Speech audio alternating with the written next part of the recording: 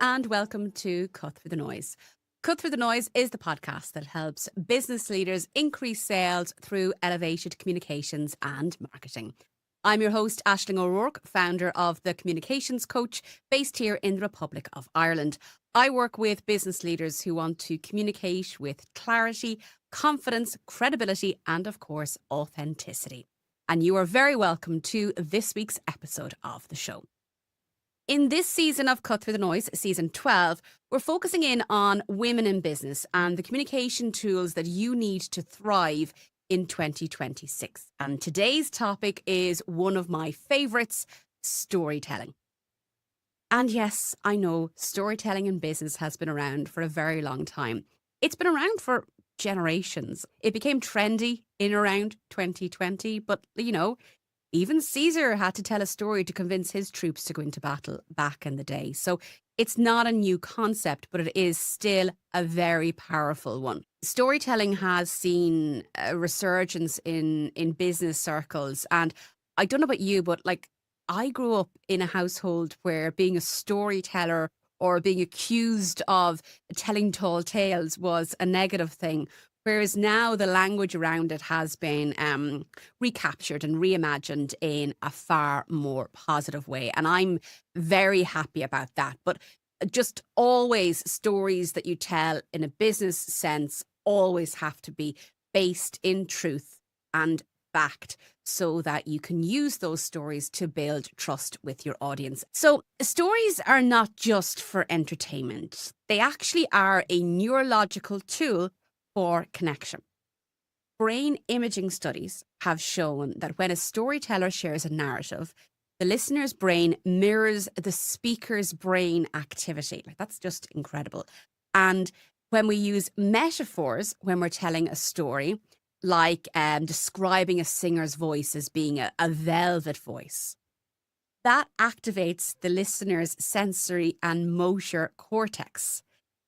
And that's why stories are memorable. It's that synchrony between activating the brain and activating the sensory and motor cortexes within the brain.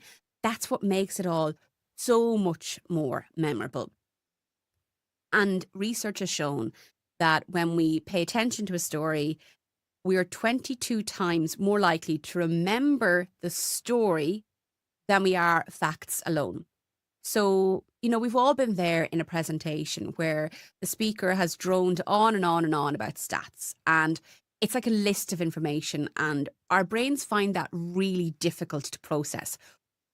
Whereas if you had another speaker who gave you the same information, but in the form of a story, we're 22 times more likely to remember what was said. And this is why I love the power of storytelling so much. This is why I spend so much time with my clients, helping them really craft good stories for their business. In a nutshell, data becomes more persuasive when wrapped up in a story because it engages both our head and the heart. And research from Stanford's Women's Leadership Innovation Lab also suggests that combining data with narrative not only persuades, but it also shapes how others see us and engenders confidence in your vision. So if you can confidently display a story, create a narrative around what you're trying to do, perhaps it might be the impacts of a service you're trying to sell, that helps others believe in you, because you're confident in your storytelling abilities, and the storytelling method of sharing information in itself builds confidence from a listener's perspective. Good storytelling elicits emotion. So according to Paul Zak, he released a report in 2013. He found that storytelling elicits a reaction and releases chemicals in the brain. So it releases the stress hormone cortisol, and that's so that the audience can focus on the content, what is actually being said. And then oxytocin draws on our empathetic size. Okay, so that's the two. You're looking for that focus hormone cortisol and oxytocin then to really help us empathize with what a storyteller is saying. And good storytelling will draw on both. So when you're creating or crafting a story for your business, I want you to really focus on that. What can you say that will help your audience focus in on the importance of what you're saying? But then how do you draw on their emotion? How do you make it relatable to them and their life experience? For women in business, storytelling is particularly powerful. Research into personal branding in particular emphasizes authenticity, like we discussed in our episode last week. Please do go back and check out that episode if you missed it. But storytelling is how you communicate authenticity at scale. So, like a well-told story can humanize your brand. It illustrates your values, and it also should demonstrate your expertise. So then, where do we start? If we know that storytelling is so very powerful, uh, what do we do to incorporate it into our personal brand? So you must begin by clarifying your core narrative. Who are you? What problem do you solve? Why does it matter? Why should the audience care? Then structure your story with a clear beginning, middle, and end. There has to be a point to all of this, remember. So we have to set the scene. We have to describe the challenge, share the decision points, and reveal the outcome. Anchor the story in real events and use specific details to help listeners visualize the journey. When appropriate, integrate data such as revenue growth, client results, or impact metrics. Show tangible outcomes. Remember that vulnerability and honesty will always invite empathy, so share the setbacks and lessons learned along the way. Storytelling is a tool for sales, and particularly business-to-business sales. Value selling approaches emphasize explaining the outcomes and benefits of your solution. A story can illustrate those outcomes far more wisely than a list of features. So if I were to use it as an example, instead of saying that my communication coaching improves confidence in public speaking, I could tell the story of a client who went from dreading presentations to reaching partner status at a global financial firm.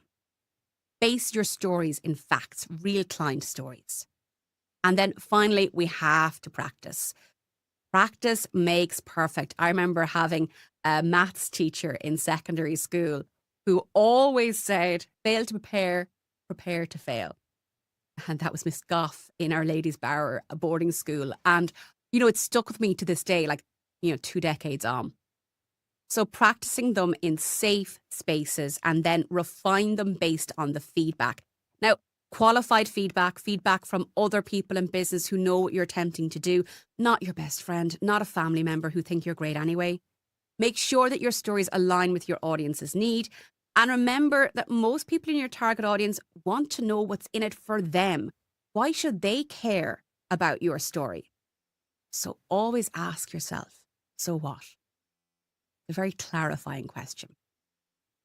When you own the narrative, you own the credibility, and that cannot be minimized. Okay, so let me say it again. When you own your own narrative, you project credibility and you invite your listeners to see themselves in your success, which makes them far more likely to want to do business with you, to want to learn from you, to want to buy from you. I love storytelling.